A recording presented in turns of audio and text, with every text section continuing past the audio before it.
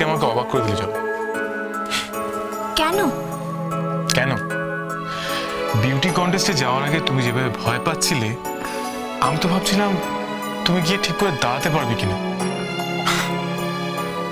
কিন্তু তুমি যেভাবে হাঁটলে, ওই ক্যাটওয়াক করলে, আমি তো সত্যি সত্যি অবাক হয়ে গেছি। তারপর ওদের দেওয়া টাস্কগুলো কত তাড়াতাড়ি তুমি তুমি কমপ্লিট করে ফেললে। অ্যামেজিং, অ্যামেজিং জবা। আমি যেন নতুন একটা জবাকে আবিষ্কার করলাম।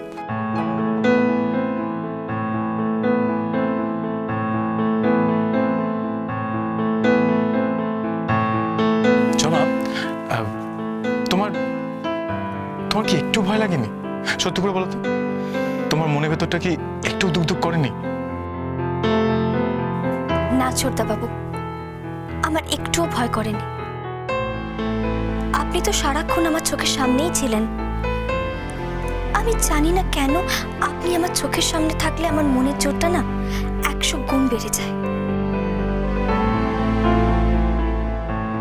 আপনি আমার পাশে থাকলে আমি সব করতে পারি ছোটদা বাবু, সব।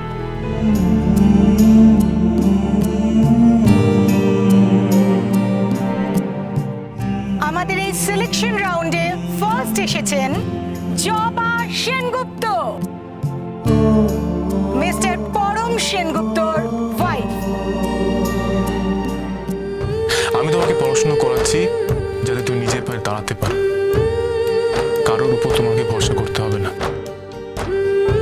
সাধারণের মাঝখানে তুমি কেন অসাধারণ এটা বোঝাতে হবে। তবু ভোলা যে গেল না, হোক সে ছলনা, ফিরে চাই হারানো কুল। ভালোবাসা নয় মিছে খেলা ভর, কেন পেল হায় এই বলো চোর। নোনা ঢেউ এসে ভেঙে দিয়ে যায় যত্নে সাজানো ঘর।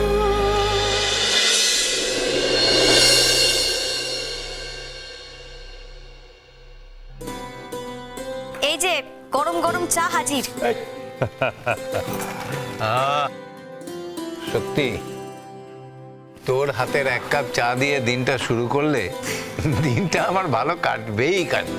একদম হক কথা বলেছো দাদা, একদম হক কথা।